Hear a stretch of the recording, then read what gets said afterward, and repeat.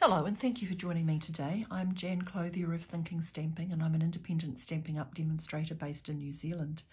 Today's video is part of my simple stamping series, so it does not require the use of a Stampin' Cut and Boss machine. It just requires stamp, ink, paper and a couple of other items that won't break the bank for you to add to your craft collection.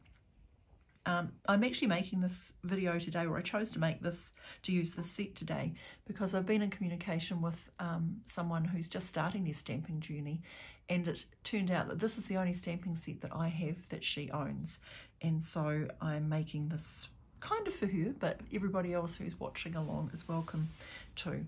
So, nuts and bolts, a nice comic set with lots of different greetings, but we'll start off by what do you need to make this card? Well, obviously you need the stamp set. I have chosen to use basic grey as my card base. It is the width of an A4 piece of paper, scored at 10.5 centimetres and 14.8 centimetres in height, which is, for me, that's a standard card size. Okay, so give it a nice fold, pop it aside. I have used a piece of DSP from the Neutrals family pack. So Stampin' Up have a collection of different designer papers based around colour families. They usually change with each catalogue, so this is the design that you see in the 2021 to 22 catalogue, and in the next catalogue you'll still see paper for each colour family, but the designs will be different. Anyway, I picked this one because it kind of looked a bit computerish to me. You know, I'm not a particularly technical person, but it did look a little bit like it could be something connected to a computer. I've got another piece of paper the same size, so 10 by 14.3 for the inside of the card. And I have got this strip of basic white, which is 6.5 by 10.5. Okay, and that's going to be what we're going to do our stamping on. So we'll pop those things aside because we don't need them just yet. Now, starting with this. So we're going to make this lovely little stretch of lawn or ground for him to stand on. So a post-it note is all you need, and I'm going to see, I've lined it up here on my grid paper so that I can get it, she said moving it, I will attempt to get it straight. So I'm using the lines just to help me get it straight. In fact, I might just come up an extra 0.5 centimetre on that. So there and there. Okay, so now I've got a nice little space. I'm going to get my blending brush and some old olive ink. I'm just going to tap that on, tap it off there, and then just with little circular motions, I'm just going to go over the line where the post-it note is. Now, it'll look like nothing's happening, but it is. Okay, so when you are satisfied that something looks like it's happening, we can just pop those aside. And I'll just show you, if you peek it up, you can see you've made a lovely clean line. But I'm just going to leave that there for now because I'm going to get my stamp and I'm going to get my tuxedo black and ink it up, tap it on. And now I'm going to try and stamp him straight, so fingers crossed.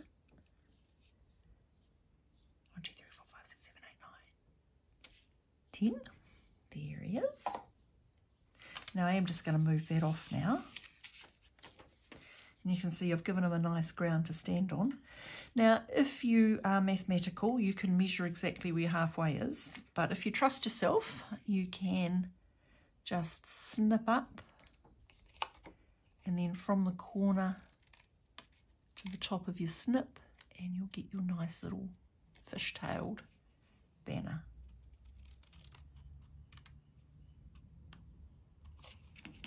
Should just, oops, if they haven't quite tugged out, you can just go in there and just give it just touch more. And there we go. So we've got our little fishtail done. Right, now the next thing we're going to do is colour him. And so I am using the basic, or the first watercolour pencil collection that Stampin' Up brought out. Uses lots of lovely basic colours. And we are going to use, okay, the Old Olive, because we've already used Old Olive in that card. We are going to use basic grey because we've got a basic grey base. We're going to use some black to do some highlighting. And then I think we will use some daffodil and perhaps some pumpkin pie. Now the nice thing about watercolour pencils, well, there's many nice things about watercolour pencils, but one of them is that you can just use them for straight out colouring. So I'm just going to colour this metallic flower.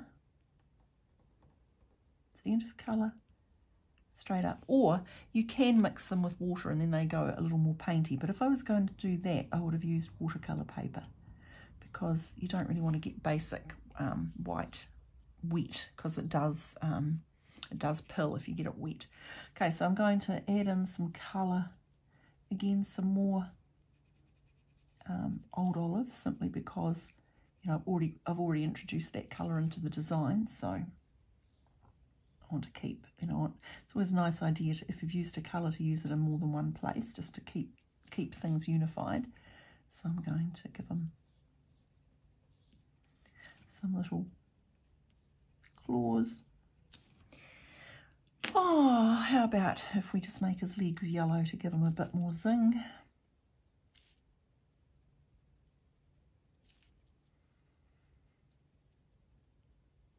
Yeah, and again, if you wanted to, you could have made his feet orange. You could have made him any colour, really. Now, but the interesting thing is, I think you want to try and get a sense of shading on his actual body. So the way I did it is this. First of all, I just went over very lightly,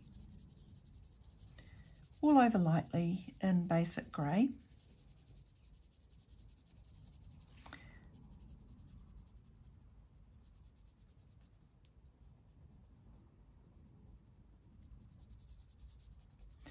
Okay, so just to give a, you know, some all over coverage. And then he's going to be darker at the sides where there's some curvature. So I've going back in now. Just I'm pressing more heavily on the pencil to just get a bit more colour, a bit more going on. Same up here.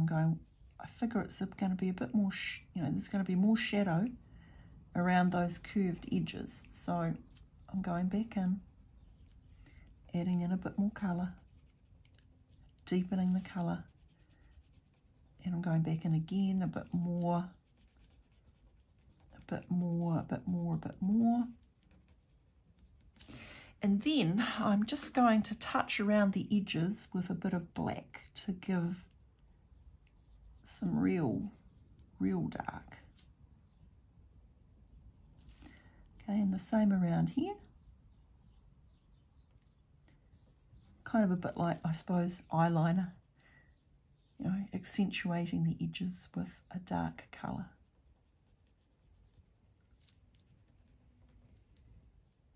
Okay.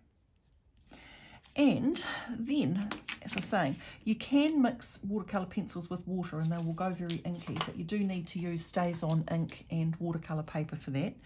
But one thing you can do is you can use a blender pen, which I have to admit, I don't know what's in a blender pen, some magic solution. And one of the functions of that magic solution is that it does turn watercolour pencil into more of an ink. And once you do that, it just blends out the colour and turns it more into a paint-like surface. And you can spread the colour a bit. So I'm just kind of like flicking it across. I'm using a very light touch and just sort of flicking the colour over.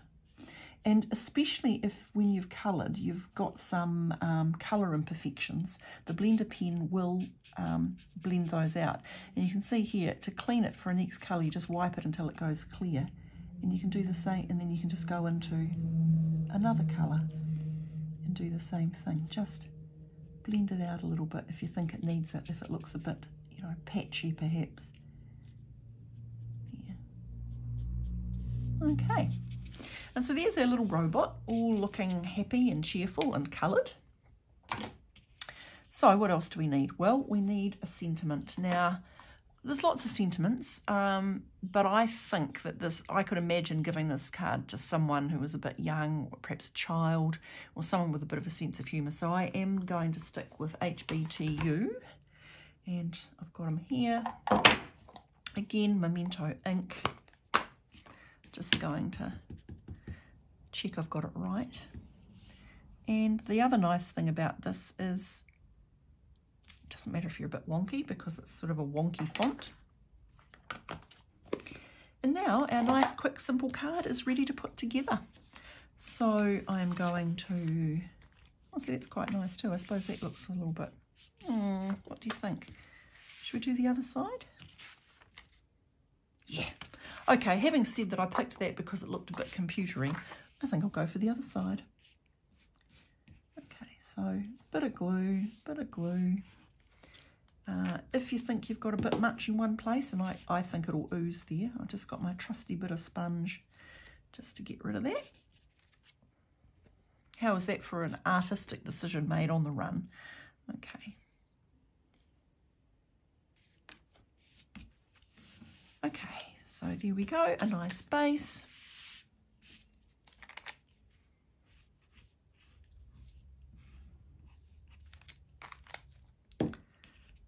Now we can attach our little decorative banner.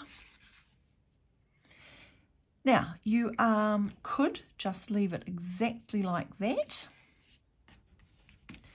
but I kind of liked a little bit of bling, and so I have got my trusty basic rhinestone jewels, and I'm going to add in a big, a medium, and a little, just like that. Now, that's very sweet and cute. And what am I going to do on the inside? Well, I have to get my piece of paper. And I think I'm going to do this. Let me see, where's my ink? I'm going to make it look like a peeking, like he's peeking in.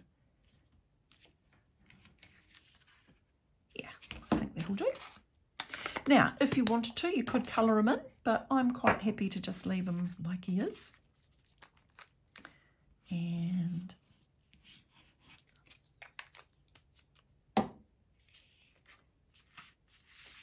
yeah,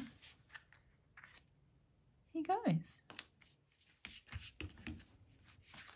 And we'll just have a nice fold to make sure it stays flat.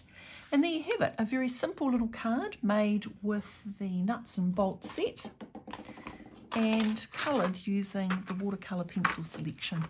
Thank you very much for joining me today. I hope you found something of use in that little presentation. If you have comments or you have questions, you're welcome to contact me through my blog or my Facebook page, the details of which are going to pop up on the end card and are available in the video description below. If you live in New Zealand, you are welcome to shop with me, and there are links to my online store, again, in the description below this video and in the end card. And thank you very much for joining me.